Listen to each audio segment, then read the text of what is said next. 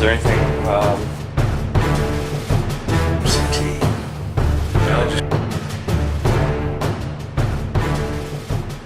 Alright, hey guys, welcome back to MacD. Today I'm joined by Mr. Chavoya, who was a corporal in the Marine Corps. He was in for 4 years and now he's an AP at Lone Star High School, so very glad to be with him today. But let's jump back and look at our warm-up questions. So what is your favorite fast food restaurant? My favorite fast food restaurant, I would have to say Chick-fil-A. Okay. Chick-fil-A, quick, easy, can't go wrong with chicken. What's your favorite item on the menu? Oh, favorite item on the menu, I just get the chicken nuggets with Polynesian sauce. Oh, okay. Yep. Very yummy. What's your favorite holiday?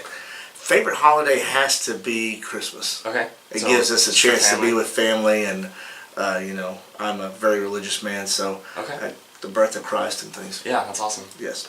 What's the favorite place you've traveled to in the United States? In the United States, my favorite place to go is Florida. Go to the beaches. It gives me time just to get away and relax and listen to the waves come in and just kind of clear my mind before the school year starts. Heck yeah.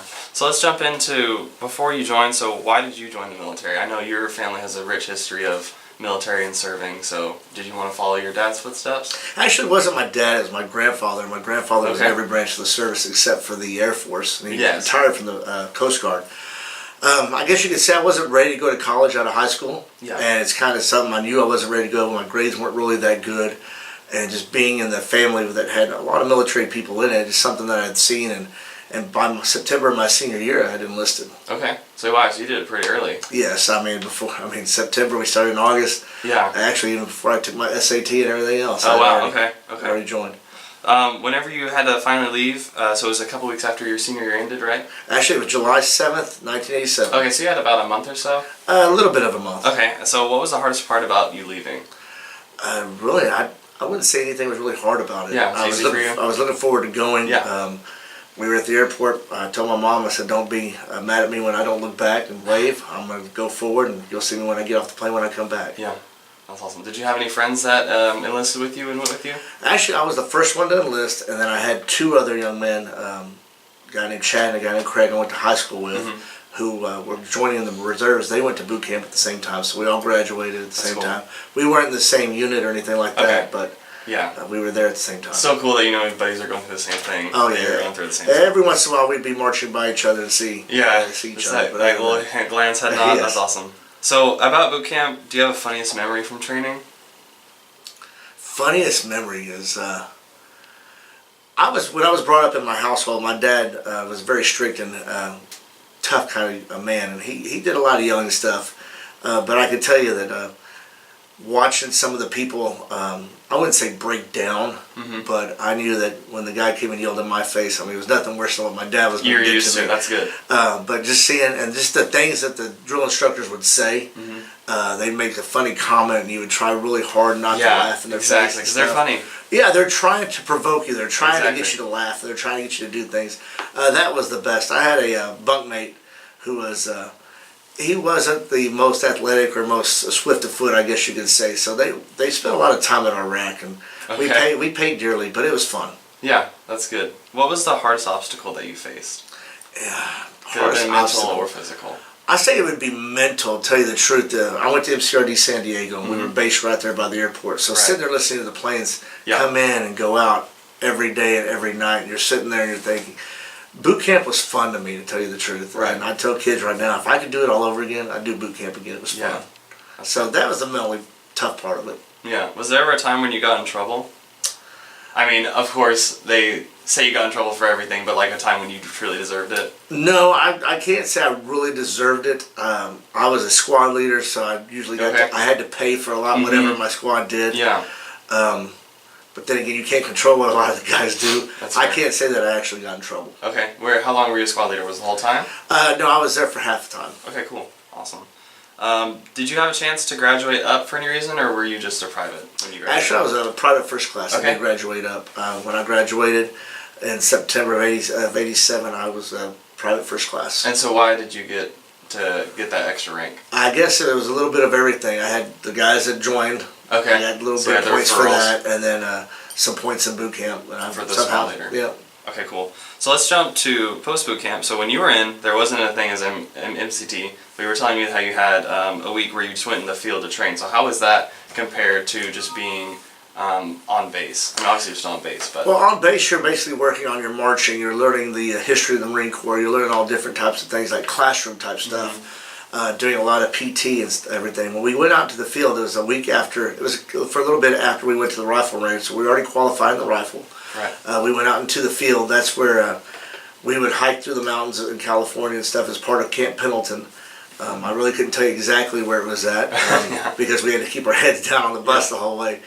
But it was good. We got to do live firing, night firing. We stayed, of course, in our sleeping bags and stuff. We had to climb it. I can't really say the name on video. It's just say it's Mount MF because we did that at night. They didn't want you to see it during the day. It's basically a sandy path going up a mountain. There were a lot of people struggling getting behind there. That was the toughest part of that whole thing, other than the gas chamber. That's when we were able to go through the gas chamber. And we always do, once we got through the gas chamber, it was towards the end of the week in the field, and it was downhill slope to graduation after that. Yeah, that's awesome. So after that, you finally graduated and stuff. What was your MOS that you chose? I was a 2542, a comm center operator. It's funny that you say I chose that. I wanted to do something that I could use when I got out of the Marine Corps. I learned actually in 29 Palms how to do communications on a ticker tape. You know, you see the old ticker tapes and stuff. But then when I got to my first base, it was a computer. It was a huge computer, and we would type up messages on a piece of paper and put it in a scanner that was basically the size of a big shredder. To tell you the truth, you can only do one page at a time. Not like today where you could just send it out automatically. Yeah. So where was that schooling and how long was it? 29 Palms, California. Oh, so it was the 29 Palms. Yes. I went there in September and I left there in January. A lot of it was based on how quickly, it was kind of a self-paced program. There were guys that did it really quick. I was probably one of the shortest ones there. It was a lot learning how to type the message on the ticker tape and things, and learn how to read it. Now I have a buddy who's a reservist in the Marines, and he says that the 29 Palms Chow Hall is the best he's had. Was it the best you've had? It was pretty good. It was pretty good back then. Back then, it wasn't the greatest, but it was real good. My barracks was right there by the chow hall, so it was always good to get there nice. at the beginning because the food was fresh and everything. So that was your first assignment, and you tell me what you were doing. Did you go to any additional schooling, any other sub-MOS, stuff like that? I went, not for my MOS, of course, I went to NCO school, non-commissioned officer school. I went to I guess you could say I went to one more, it was a communication school. It was a leadership school that I went to with a friend. That wasn't until I was in Cherry Point, North Carolina, later on in the years. So how long were you at 29 Palms and then you went to Cherry Point? No, 29 Palms first, then I went overseas to Japan. I spent a week on Okinawa, and then from there I went to mainland Japan at the base of Mount Fuji, called Camp Fuji. There was about 80 Marines there when they weren't coming over doing live firing from Okinawa. That's when there was thousands of people there. It was about an hour away from Tokyo. That's super cool. So, was that your favorite place you traveled to, or what was your favorite place that you traveled to? I would say, Japan was the best place to go to. It was, I was very lucky to be where I was at. Like I said, there was only 80 of us there. I served under a Colonel Vargas. He was a Medal of Honor winner. Oh, awesome. So that was really neat. I was there to learn a lot of traditions. Unfortunately, I was there when the Emperor Hirohito passed away, so we went through that whole time of mourning and learning the Japanese customs and things like that. Overall, though, it was a really good one. I worked a lot of shift work, so you really couldn't plan a lot of things. We got to go to Tokyo a lot, which is an international hotspot.